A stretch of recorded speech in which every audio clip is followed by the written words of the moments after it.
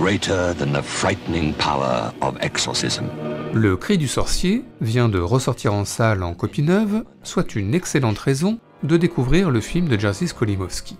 Mais sinon, quelles sont les 5 autres bonnes raisons de voir ou revoir le Cri du sorcier?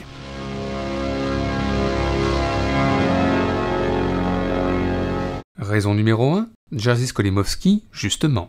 On connaît notamment le cinéaste pour son dernier film en date, Essential Killing, avec Vincent Gallo en prisonnier taliban perdu dans la neige, mais il se trouve que Jerzy Skolimowski a une longue carrière derrière lui, avec une première vie mi-60 comme cinéaste de la nouvelle vague polonaise avec des films comme Walkover, mais aussi une deuxième vie en tant qu'expatrié en Angleterre, avec des films cultes comme Deep End ou Travail au noir avec Jeremy Irons, et donc ce Cri du sorcier dont on avait un peu oublié l'existence, et qui contient pourtant tout ce qui fait la singularité du cinéma de Skolimowski.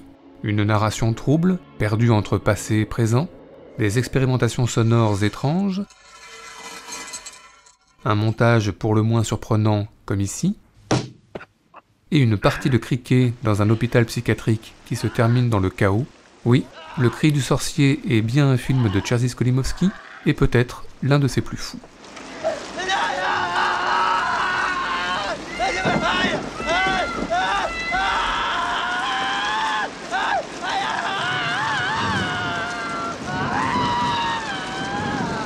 Raison numéro 2, le casting, puisque l'on y retrouve la crème du cinéma anglais, Tim Curry quelques années avant The Rocky Horror Picture Show, John Hurt, qui n'était pas encore Elephant Man, ou Alan Bates, impressionnant en personnage quelque peu démoniaque, et puis il y a Susanna York, actrice plutôt méconnue, la mère de Superman version 70, c'était elle, mais Le Cri du sorcier est sans doute son plus grand rôle, avec un autre film proche, tourné lui aussi dans la campagne anglaise, Image de Robert Altman, film hasard du calendrier, que l'on peut également redécouvrir en DVD depuis quelques jours. Long, long ago, wrote Ancient the wise historian, in big, slow, spidery writing. Raison numéro 3, la musique, un domaine dans lequel Jerzy Skolimowski est passé maître.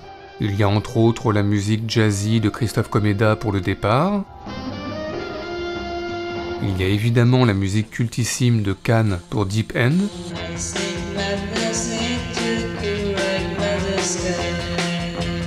Eh bien, voyez Le Cri du sorcier, car fait rarissime, ce sont Mike Rutherford et Tony Banks de Genesis, après la défection de David Bowie, qui en ont composé la musique.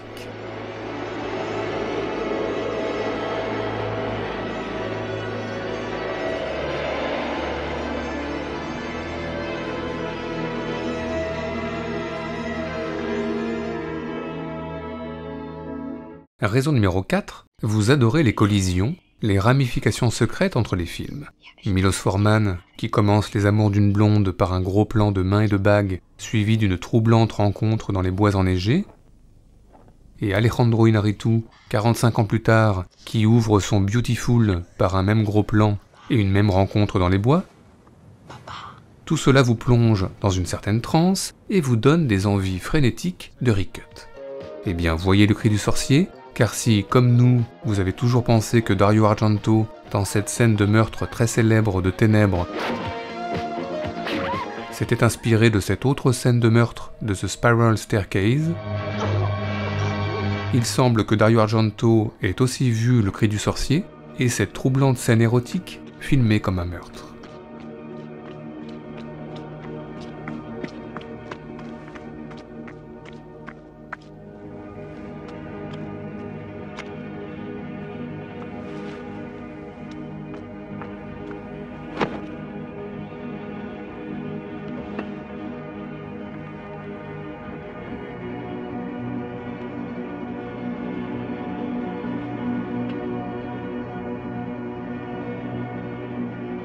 Enfin, raison numéro 5, le cri très aigu du tambour de Schlöndorff.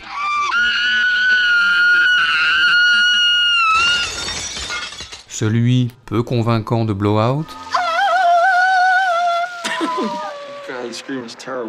Ou encore celui muet du Parrain 3. Vous pensez que le cri est une belle question de cinéma qui mériterait bien un jour un top 5. Eh bien, voyez Le Cri du sorcier, car le cri en question, celui d'Alan Bates, que l'on doit en fait à Jerzy Skolimowski lui-même, aurait évidemment une place de choix.